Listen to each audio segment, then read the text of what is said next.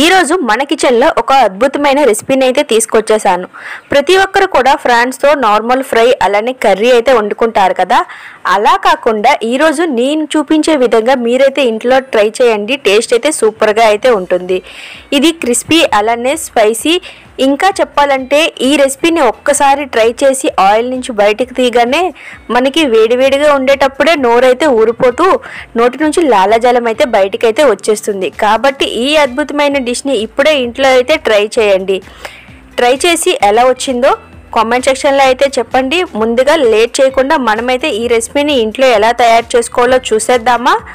వీడియోలోకి వెళ్ళే ముందు వీడియోని అయితే లైక్ చేయండి. మన ఛానల్ ఒకవేళ సబ్స్క్రైబ్ చేసుకుని వాళ్ళు ఉండుండట్టయితే సబ్స్క్రైబ్ చేసుకొని బెల్ ఐకాన్ అయితే ఆన్ చేసుకోండి. ఇలా చేయడం వల్ల నేను చేసే ప్రతి వీడియో అనేది మీకైతే నోటిఫికేషన్ రూపంలో రావడం అయితే జరుగుతుంది. Hi, this is Sirisha. Welcome back to our channel cooking with Sirisha. ముందుగా ఒక చిన్న బౌల్ని అయితే తీసుకోండి. ఇప్పుడు అందులో మనం ముందుగా కడిగి పెట్టుకున్న ఫ్రాన్స్ని అయితే ఇందులో యాడ్ చేసుకోవాలి. రొయ్యలు అనేవి బాగా కడుక్కొని ఇందులో అయితే యాడ్ చేసుకోవాలి. ఇందులో పెద్ద రొయ్యలు తీసుకోవచ్చు, చిన్న రొయ్యలు తీసుకోవచ్చు, ఏవైనా మీ దగ్గర ఏ ఉంటే వాటిని అయితే తీసుకోండి. మరీ చిన్నవి తీసుకుంటే వీటిని చేయడానికి అనమాట కొంచెం టైం అయితే పడుతుంది. ఇప్పుడు ఇలా రొయ్యలు వేసుకున్న తర్వాత అందులో కొంచెం పసుపు అలానే కొంచెం కారం, మీరు ఎక్కువ స్పైసీ తినే వాళ్ళైతే ఇంకొంచెం కారాన్ని అయితే యాడ్ చేసుకోండి. ఇలా కారం యాడ్ చేసుకున్న తర్వాత కొంచెం ధనియాల పొడి యాడ్ చేసుకోండి. దాని తర్వాత కొంచెం సాల్ట్ని అయితే యాడ్ చేసుకోవాలి. ఇప్పుడు ఇందులోనే కొంచెం గరం మసాలాను కూడా యాడ్ చేసుకొని ఒక స్పూన్ వరకు కొంచెం అల్లం వెల్లుల్లి పేస్ట్ని అయితే యాడ్ చేసుకోండి. అల్లం వెల్లుల్లి పేస్ట్ వేయడం వల్ల టేస్ట్ అనేది రెట్టింపు అయితే అవుతుంది. కాబట్టి మిస్ అవ్వకుండా అల్లం వెల్లుల్లి పేస్ట్ని అయితే యాడ్ చేసుకోండి. ఇలా అన్నీ యాడ్ చేసుకున్న తర్వాత వీటన్నింటినీ కూడా బాగా మిక్స్ అయ్యే విధంగా అయితే కలుపుకోవాలి. ప్రతి పీస్ కూడా ఈ మసాలా అనేది బాగా అయితే పట్టాలి. ఈ ప్రాసెస్ అన్నమాట చేయడం అనేది తప్పనిసరి అండి. ఇదే మెయిన్ ఫౌండేషన్. కాబట్టి అన్నీ నేను చెప్పేటట్టే ట్రై చేయండి. ఇలా అన్నీ వేసుకున్న తర్వాత ఇప్పుడు దీన్ని ఒక మూత పెట్టుకొని ఒక 15 మినిట్స్ పక్కనైతే పెట్టుకోండి. ఈలోపు ఒక చిన్న బౌల్ తీసుకొని అందులో ఒక గుడ్ని అయితే వేసుకొని అందులో కొంచెం బ్లాక్ పెప్పర్ని అయితే వేసుకోండి. ఇలా బ్లాక్ పెప్పర్ వేసుకున్న తర్వాత దీన్ని అనమాట బాగా అయితే ఈ విధంగా అయితే కలుపుకొని పక్కన అయితే పెట్టుకోవాలి. నేను వీడియోలో ఎలా చెప్తున్నానో అలానే ఫాలో అవ్వండి. టేస్ట్ అయితే చాలా చాలా అద్భుతంగా అయితే వస్తుంది. ఇలా చేస్తున్నారు కదా, ఇలా అయితే బాగా మిక్స్ చేసుకోవాలి.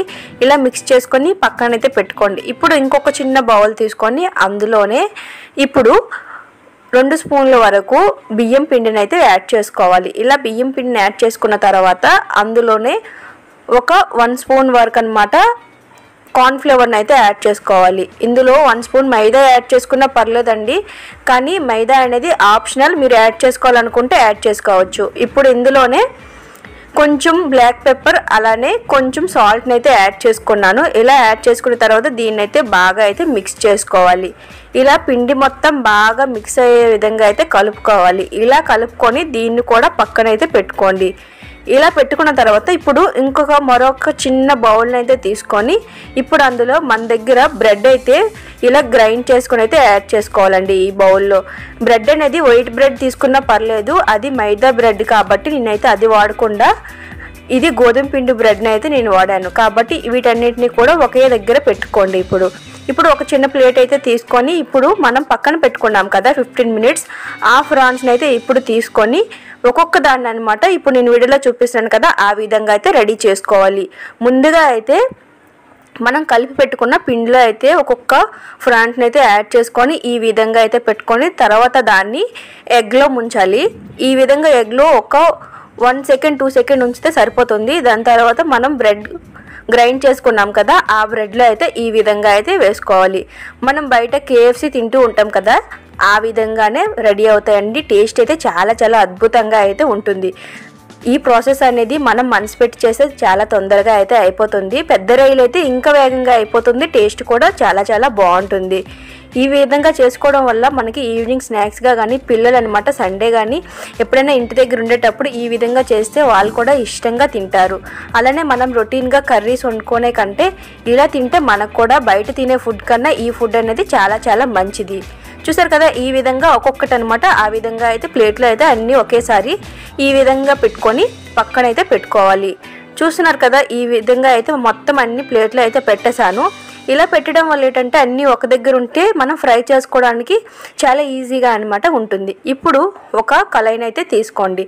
ఆ కళాయి అనమాట బాగా వేడెక్కిన తర్వాత ఇప్పుడు మీరు ఫ్రై చేసుకోవడానికి ఎంత ఆయిల్ సరిపోతుందో అంత ఆయిల్ని అయితే యాడ్ చేసుకోవాలి. అవి కొంచెమే కాబట్టి నేను కొంచెం ఆయిల్నే యాడ్ చేశాను.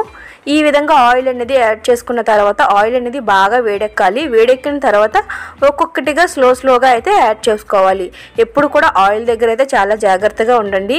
ఫాస్ట్గా ఎక్కువ హైట్ నుంచి వేయడం వల్ల ఆయిల్ అనేది పైకి తుల్లిపోయే అవకాశం ఉంటుంది. కాబట్టి స్లోగా చేయిని కొంచెం దగ్గరగా పెట్టి వేసుకోవడం వల్ల అవి కూడా ఆయిల్ అనేది బయటికి రాకుండా ఇవి కూడా మంచిగా ఆయిల్ అయితే పడతాయి అన్నమాట. కాబట్టి నేను వీడియోలో ఎలా చెప్తున్నానో అలానే ఫాలో అవ్వండి. ఈ ప్రాసెస్ అనేది ఎక్కువ సమయం అనేది పట్టదు. మీరు పెద్ద రొయ్యలు తీసుకుంటే ఇంకా తొందరగా అయిపోతుంది. టైగర్ ఫ్రాన్స్ అంటారు కదా, అవి తీసుకున్నా కూడా వాటికైతే ఇలా చేసుకుంటే ఇంకా చాలా డబుల్ టేస్ట్ అయితే ఉంటుంది. మనం రెస్టారెంట్ హోటల్లో తింటాం కదా, దానికన్నా మనం ఇంట్లోనే ఇలా తయారు చేసుకుంటే టేస్ట్ ఉంటుంది. మనం చేసే మన సాటిస్ఫాక్షన్ కూడా మనకి ఉంటుంది. ఈ విధంగా చేసిన తర్వాత ఆయిల్లో బాగా ఫ్రై అయిన తర్వాత వీటిని అనమాట బయటికి తీసి సర్వ్ చేసుకుంటే ఇవైతే రెడీ అయిపోయాయి. చూసారు కదా ఎంత సింపుల్గా అయితే రెడీ అయిపోయాయో. ఈ రెసిపీ అనేది మీ అందరికీ నచ్చిందనే అనుకుంటున్నాను. వీడియో కనుక నచ్చితే లైక్ చేయండి, షేర్ చేయండి. మన ఛానల్ని అయితే సబ్స్క్రైబ్ చేసుకోవడం మాత్రం మర్చిపోకండి. ఇలాంటి మరెన్నో ఇంట్రెస్టింగ్ వీడియోస్ కోసం మళ్ళీ కలుద్దాం. Until then bye.